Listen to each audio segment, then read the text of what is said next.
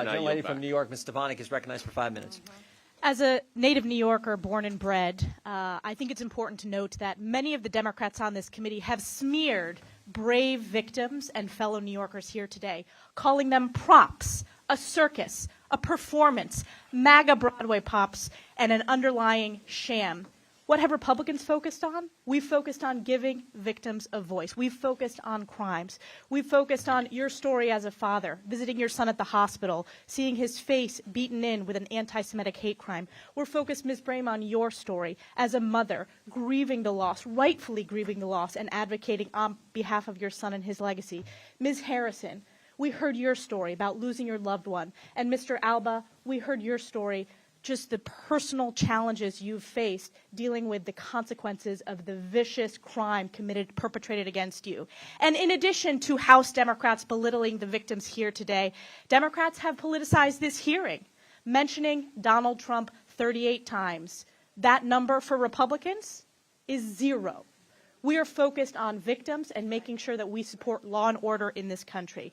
There is a catastrophic crime crisis across America, specifically in our great cities and great cities like New York. New Yorkers know it, Americans know it. And while Democrats on this committee may claim that New York is not the epicenter, look no further than the last November election where we flipped 4 congressional seats, delivering the House majority. What was the #1 issue? It was crime, because voters are smart. The people are smart. Mr. DiGiacomo, as a longtime member of law enforcement, I wanted to get your testimony today. How long have you served in law enforcement? Approximately 40 years. And in those 40 years, would you say the crime crisis today is worse than you've ever seen it? That's correct. Crime is up. Is it fair to say that it is a result of failed bail reform policies in Albany and Alvin Bragg's Day 1 memo? 100%. And here are some important numbers. In 2022, District Attorney Bragg's first year as DA, New York City saw a 23% surge in major crimes. Is that true? That's correct. From 2019 to 2022, murders are up 93%. That's correct. From 2019 to 2022, robberies are up 43%. Correct. Felony assaults are up 32%. Correct. And it's fair to say that law enforcement strongly opposed Bragg's Day 1 memo and failed bail reform policies in Albany. 100%. Mr. DiGiacomo, in fact, you have said, quote, Bragg gives criminals the roadmap to freedom from prosecution and control of our streets. In Bragg's Manhattan, you can arrest, deal drugs, obstruct arrest, and even carry a gun to get away with it.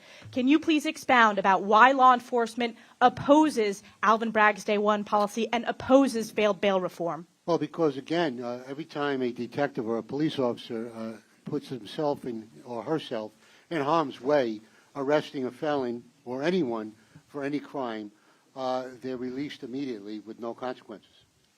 Mr. Borgen, as a family member of a victim of a heinous violent crime, your son, as you talked about, was a victim of a violent anti-Semitic hate crime committed at a pro-Israel event. Your son was jumped, beaten, and sprayed with mace.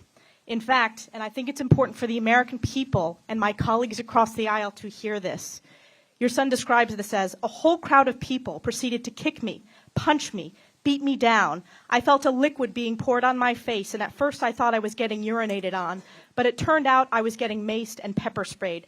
My face was on fire. That pain was worse than the concussion and all this other stuff that followed. And yet the attacker said, if I could do it again, I would do it again. And yet, District Attorney Alvin Bragg gave him a sweetheart deal. What is your message to District Attorney Alvin Bragg? Well, the man is incompetent, obviously, in the big scheme of things. But unfortunately, you know, our hands are tied. He can come to us. He offered him other deals. My son did not accept them. Right now, the court case is pending, and different deals are passing on from back and forth. But, you know, between me and you, I lost faith in the justice system with Alvin Bragg. I don't feel anything's going to get done. Like in the other cases also, her son's attackers walking around scot-free like nothing happened. It's a disgrace. And I just want to say to you, Mr. Ivey, I compliment you. You're the only one who sat here on the Democratic side, didn't bring up Donald Trump.